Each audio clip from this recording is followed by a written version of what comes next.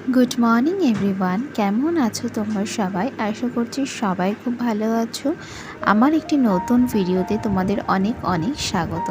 তো এখন বাজে সকাল 8টা আর আমি এখন থেকেই তোমাদের সাথে আমার ভিডিওটা স্টার্ট করছি। বেলা 8টা বেজে গেলেও দেখে মনে হচ্ছে যে অনেকটাই সকাল, মানে এখন রয়েছে একদম পুরো আকাশে মেঘ আর তার সাথে রয়েছে ঝিরিঝিরি বৃষ্টি। রোদের তো আজকে দেখা মিললই না, শেষ পর্যন্ত আজকে সারাদিনই কিন্তু বৃষ্টি হলো।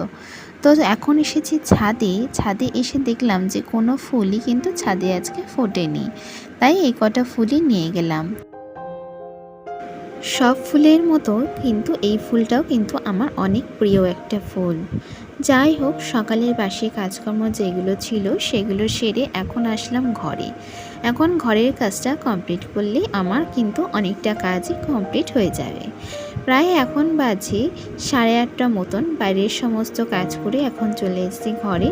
আর আমি কিন্তু রান্নাঘরে রান্নাটাও বসিয়ে দিয়েছি, কারণ ছেলে সকালবেলা উঠে যেহেতু ভাত খাবে, তাই জন্য আমাকে সকাল সকালে কিন্তু ভাতটাও করে নিতে হয়।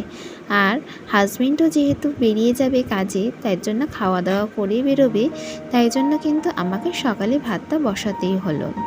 যাই হোক, ওয়েদারটা ঠান্ডা ঠান্ডা রয়েছে দেখে খুবই ভালো লাগছে। বিগত কয়েকদিন ধরে যে পরিমাণে গরম পড়েছিল তার থেকে একটু কম হওয়াতে বেশ মনটা কিন্তু ভালোই লাগলো। ছেলে এদিকে উঠে পড়েছে আর আমি সমস্ত বাসি কাজ সেরে এখন একটু নিজের জন্য একটু সময় বের করে নিচ্ছি, কারণ এখন যদি আমি একটু ফ্রেশ না হয়ে নিই তাহলে সারাদিনে কিন্তু আর কোনো রকম সময় পাবো না। তাই জন্য কিন্তু আমি বাসি কাজকর্ম সেরে চলে এসেছি নিজের জন্য একটু সময় বের করে নিতে।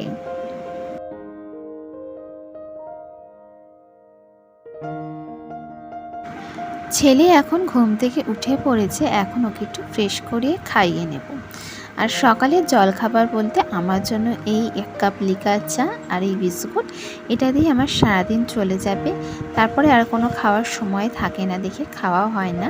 আর ছেলে আর ওর বাবার জন্য করেছিলাম আজকে একটু ফেনা ভাত, সেটাই ওরা আজকে কিন্তু খেলো। যেহেতু আজকে বৃষ্টি পড়ছে তাই জন্য ভাবলাম যে আর আজকে অন্য কিছু করবো না, একটু ফেনা ভাত করে দেবো, তাতেই কিন্তু ওরা অনেকটা ভালো খেয়েছে। এবং ফেনা ভাত করে দিলে কিন্তু ওরা বেশ ভালোই খায়। সমস্ত কাজকর্ম সেরে চলে এসেছি একটু ঘর গোছাতে, কারণ এগুলো যদি না করা হয় তাহলে আমার কিন্তু অনেকটা কাজই জমে যাচ্ছিল। তাই জন্য ভাবলাম যে আজকে কিন্তু এগুলো আজকে ঠিকঠাক করা যাক। আর রাস্তার ধারে যেহেতু বাড়ি, সেহেতু প্রচণ্ড ধুলো ময়লা কিন্তু সারাদিন হয়েই থাকে। যতই পরিষ্কার করি না কেন, ধুলো ময়লার কিন্তু একটা আস্তরণ কিন্তু থেকেই যায়। তাই জন্য 2 দিন পর পরই কিন্তু এগুলো পরিষ্কার না করলে ঘরটাও কিন্তু দেখতে ভালো লাগে না।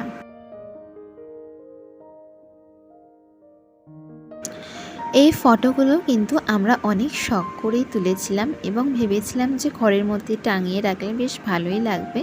কিন্তু এখন বুঝতে পারছি যে এইগুলো যদি ঠিক করে পরিষ্কার না করা হয়, যত্ন না করা হয়, তাহলে কিন্তু এগুলো অনেকটাই নষ্ট হয়ে যায়। আর যে ছোট্ট ফটোটা তোমরা দেখলে ওটা আমার ছেলের ছোটোবেলার ফটো। যেহেতু তখন লকডাউন চলছিল, তাই কোনো রকম ফটো তোলার কোনো চিন্তা ভাবনাই করা হয়নি, তাই জন্য বাড়িতেই কিন্তু আমরা একটু একটু ফটো তুলে রেখেছিলাম ওর জন্য। তো দেখো, আমরা দেয়ালে পুরো একদম ফটোগুলো লাগিয়ে দেওয়া হলো। তো এখন কেমন লাগছে তোমরা অবশ্যই আমাকে কমেন্ট করো।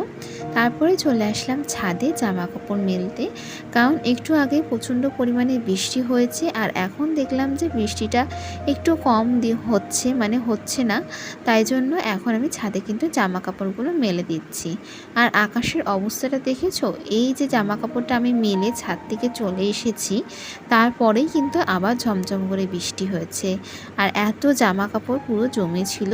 আর জামা কাপড় থাকলে না একদম ভালো লাগে না, আর কেমন একটা গন্ধও হয়, ওই জন্য একটু ছাদে মেলে দিয়ে আসলাম। এখন সমস্ত কাজকর্ম করে নিয়েছি, আমাদের খাওয়া দাওয়া কমপ্লিট। আর এখন বসেছি আমি একটু ছেলের খাবারগুলো গুছিয়ে রাখতে, কারণ একটু আগেই ওর বাজার করে নিয়ে এসেছিলাম, তো সেগুলোই এখন গুছিয়ে গাছিয়ে রাখছি। এখন যদি না গোছানো হয় তাহলে কিন্তু আর সময় হয়ে উঠবে না, তাই জন্য একটু সব কিছু গুছিয়ে রেখে দিচ্ছি।